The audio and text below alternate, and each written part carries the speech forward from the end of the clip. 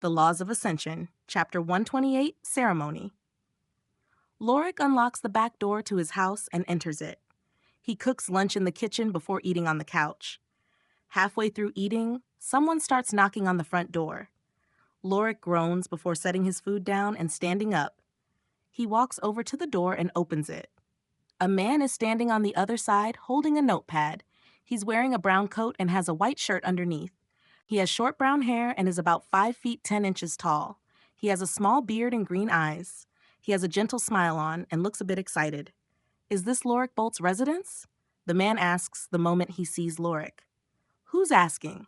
Lorik asks back, causing the man to smile. My name's Hubert. I'm a reporter for Nova Daily. I was hoping to have a minute of your time.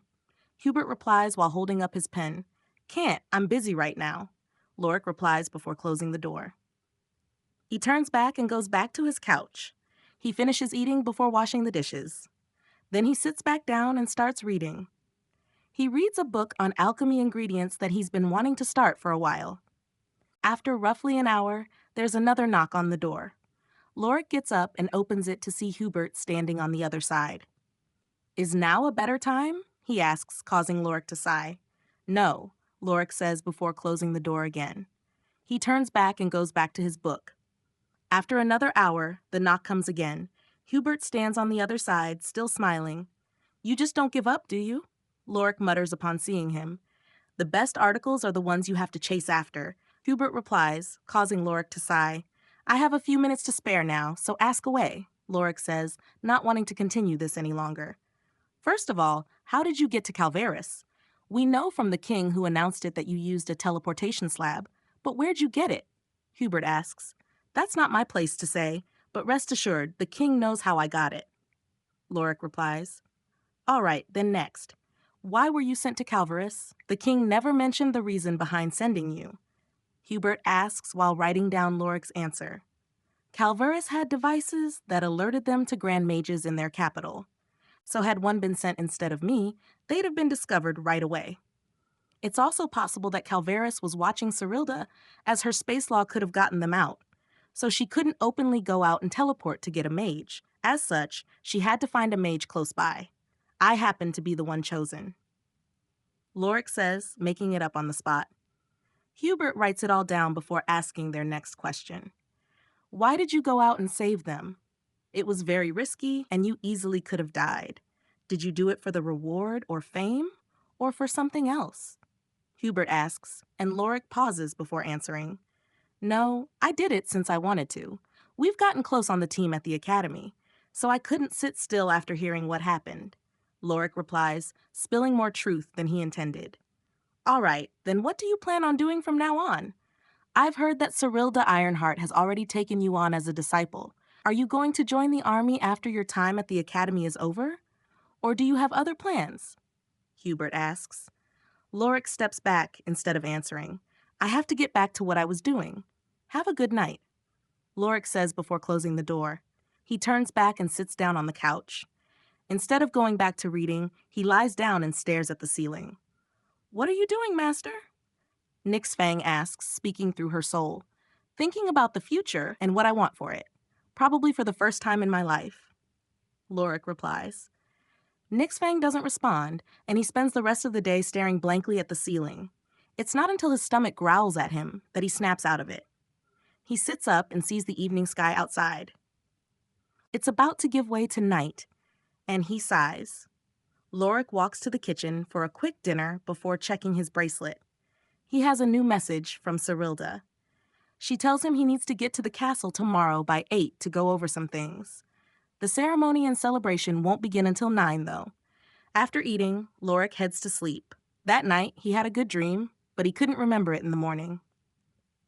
He's just left with an oddly pleasant feeling and a sense of missing something. He wakes up to his alarm at 7. He takes a shower before tossing on a t-shirt and torn pants. Then he walks down to the castle. He gets there a bit before 8 and walks up to Cyrilda's office. He knocks and hears Cyrilda shout for him to enter. Where's your suit? Cyrilda asks as Lorik enters, surprised at what he's wearing. I'm not wearing it. I didn't think I'd need to until it starts. Lorik replies, You should have just worn it here. Leora tells him, surprising him. He hadn't looked around and wasn't expecting her to be here. Why are you here? Lorik asks, while finally looking at who is all here. Cyrilda's in her usual seat, wearing a dark purple dress. Rowan is a few seats to her right, wearing a red suit that matches his magma law. Sarah is sitting next to him, wearing a golden dress that stops just before touching the ground. Leora's across from them, wearing a light green dress.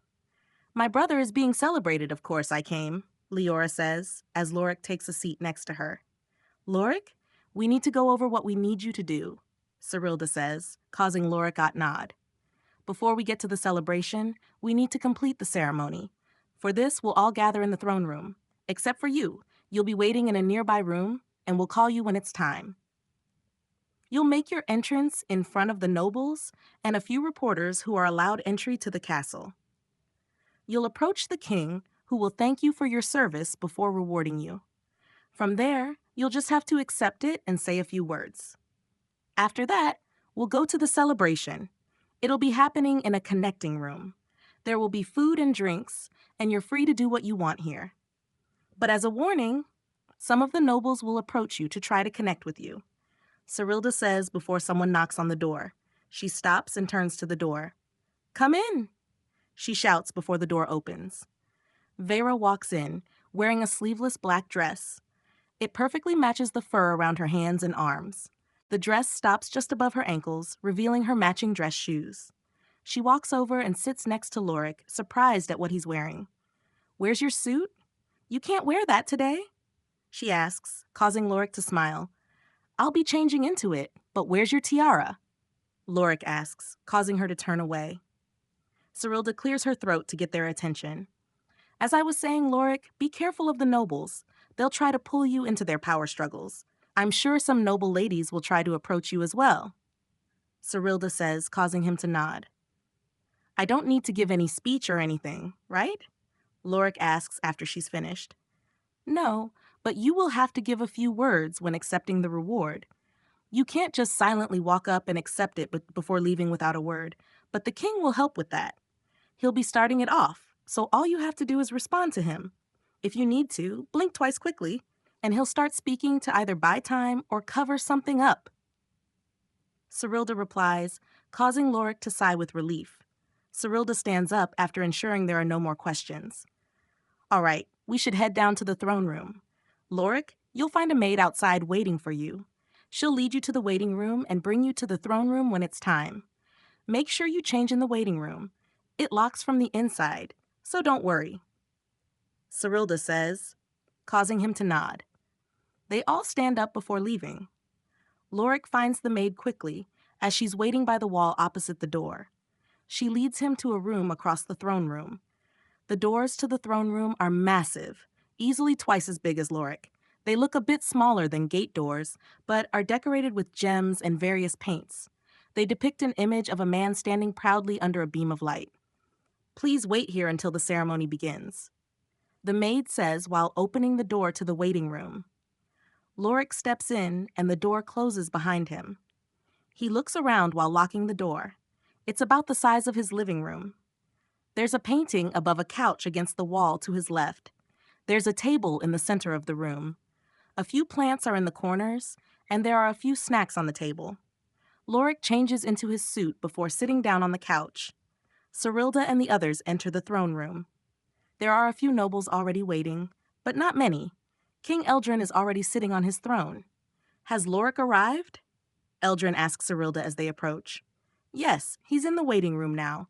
He came in regular clothes, but is changing now. I'm not sure what his suit looks like, Cyrilda replies. King Eldrin wanted to know what Lorik would wear beforehand, as he could have come up with something to say about it to make it easier for Lorik to respond. As Cyrilda speaks, Sarah walks over to Lucian and Elowin. The throne is elevated off the ground, with steps leading up to it. Lucian and Elowin are standing near the base. Sarah starts talking with her siblings as Cyrilda leads Rowan, Vera, and Leora off to the side. They wait as more and more nobles gather. A few guildmasters come in, each one the leader of the most influential guilds in the kingdom. I didn't think there'd be this many people here, Leora says as the room fills up.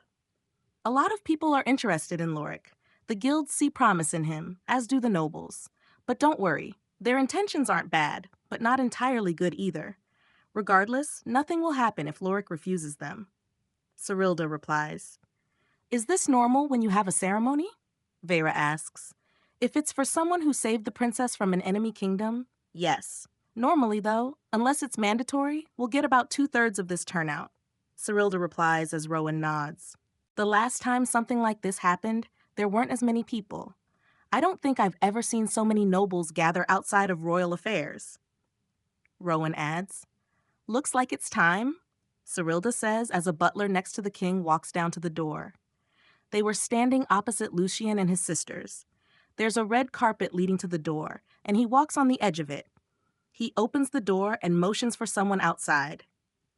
Then they turn back and return to their post by the king. Eldrin claps his hands once, causing the murmurs of people whispering to each other to quiet down. He doesn't say anything, but all the whispering and murmurs stop. The room goes silent in a matter of seconds. A few moments later, the maid who led Lorik pushes the doors open. Even though the doors are big, they're very easy to open thanks to the laws built into them. Lorik walks down the red carpet, causing the silent throne room to break out into more hushed conversations. The reason being, they're all taken aback by his appearance.